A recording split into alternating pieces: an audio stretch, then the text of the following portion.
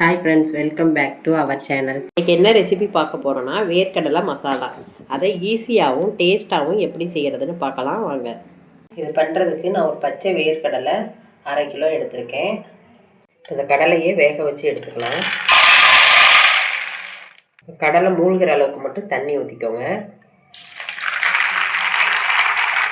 இப்போ இதுக்கு தேவையான உப்பு சேர்த்துடலாம். இதே நீங்கள் குக்கரில் வேக வைக்கிறதா இருந்தால் ஒரு விசில் மட்டும் வச்சு எடுத்துக்கோங்க, கரெக்டாக இருக்கும். இப்போ இது நல்லா வெந்துருச்சு பாருங்கள். இதை தண்ணியை வடித்து எடுத்துக்கலாம்.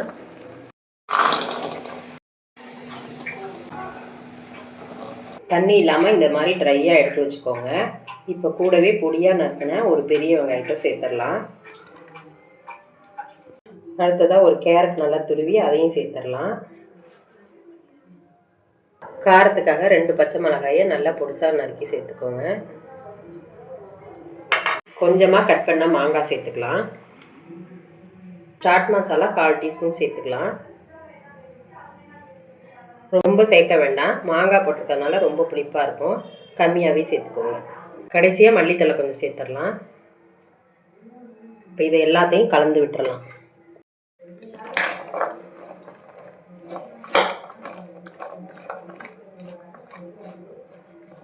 இந்த மாதிரி நல்லா கலந்து விட்டுருங்க.